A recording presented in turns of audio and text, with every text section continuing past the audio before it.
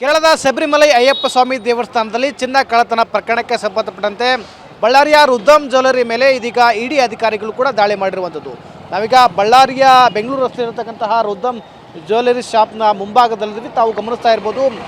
ರುದ್ದಮ್ jewellery shop ಮೇಲೆ ಇಡಿ ಅಧಿಕಾರಿಗಳು ಈಗಾಗಲೇ ದಾಳಿ ನಡೆಸಿ ಸಾಕಷ್ಟು ದಾಖಲೆಗಳನ್ನು ಪರಿಶೀಲನೆ ಮಾಡ್ತಾ ಇರುವಂಥದ್ದು. ಅಂದರೆ ಕಳೆದ 2 ತಿಂಗಳ ಹಿಂದುಗಡೆ ಅಷ್ಟೇ ಕೇರಳದ SIT ಅಧಿಕಾರಿಗಳ ತಂಡ ಬಳ್ಳಾರಿಯ ರುದ್ದಮ್ ಜ್ಯುವೆಲರಿ ಶಾಪ್ ಮೇಲೆ ಮತ್ತು ಈ ಶಾಪ್ನ ಮಾಲೀಕ ಆಗಿರ್ತಕ್ಕಂಥ ಗೋವರ್ಧನ್ ಅವರ ಸಂಬಂಧಪಟ್ಟಂಥ ಮನೆ ಮೇಲೆ ದಾಳಿ ಮಾಡಿ ಸಾಕಷ್ಟು ದಾಖಲೆಗಳನ್ನು ಪರಿಶೀಲನೆ ಮಾಡಿದ್ರು. ಜೊತೆಗೆ ಏನು ಆತನನ್ನು ನ್ಯಾಯಾಂಗ ಅಂದರೆ ಗೋವರ್ಧನ್ ಅವರನ್ನ ನ್ಯಾಯಾಂಗ ಬಂಧನ ಕೂಡ ಈಗಾಗಲೇ ಒಪ್ಪಿಸಿರುವಂಥದ್ದು.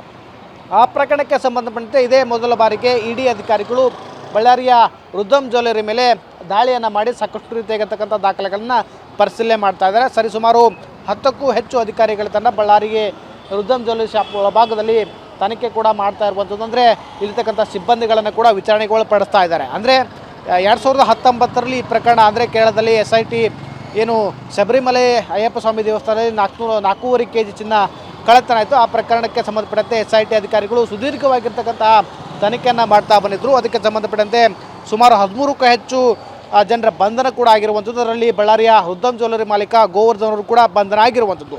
ಅದಕ್ಕೆ ಸಂಬಂಧಪಟ್ಟಂತೆ ಈಗ ದಾಳಿಯನ್ನು ಮಾಡಿರ್ತಕ್ಕಂತಹ ಅಧಿಕಾರಿಗಳು ಸಾಕಷ್ಟು ಇರ್ತಕ್ಕಂತಹ ಮಾಹಿತಿಯನ್ನು ಕೂಡ ಕಲೆ ಹಾಕ್ತಾ ಇದ್ದಾರೆ.